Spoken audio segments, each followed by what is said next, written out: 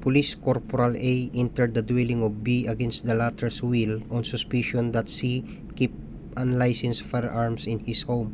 What was the crime committed by Corporal A? A. Trespass to dwelling.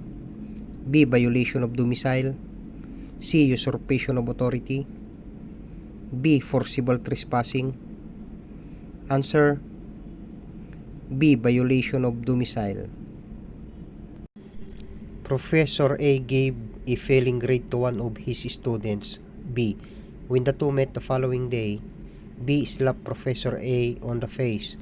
What was the crime committed by B? A. Corruption of public officials. B. Direct assault. C. Slight physical injury.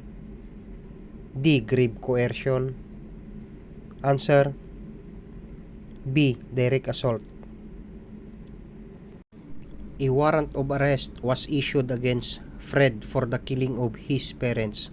When Patrolman Tapang tried to arrest him, Fred gave him 1 million pesos to set him free.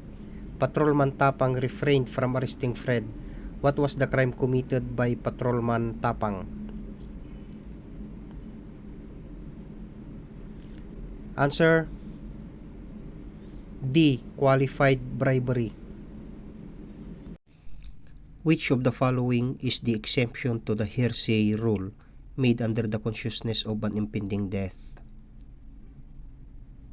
A. Parole evidence. B. Ante-mortem statement. C. Suicide note. D. Deadman statute. Answer D. Deadman statute.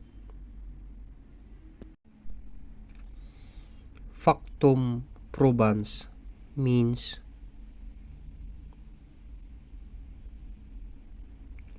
A. Preponderance of evidence. B. Ultimate fact. C. Evidentiary fact. D. Sufficiency of evidence. Answer C. Evidentiary facts. It refers to family history or descent transmitted from one generation to another. A. Inheritance. B. Heritage. C. Pedigree. D. Culture. Answer C. Pedigree. The authority of the court to take cognizance of the case in the first instance. A. Appellate jurisdiction. B. General jurisdiction. C. Original jurisdiction. D. Exclusive jurisdiction. Answer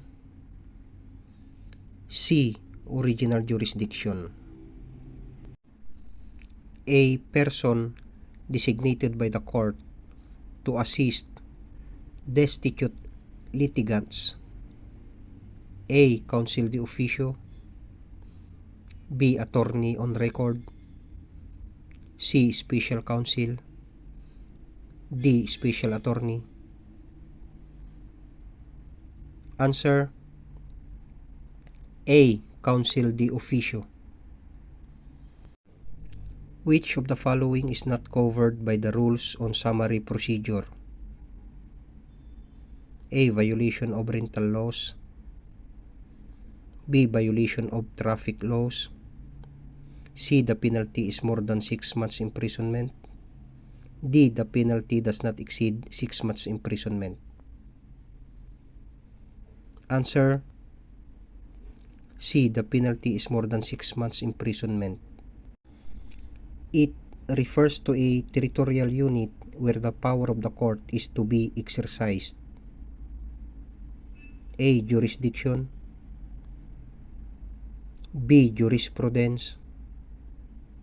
C. Venue. D. Bench.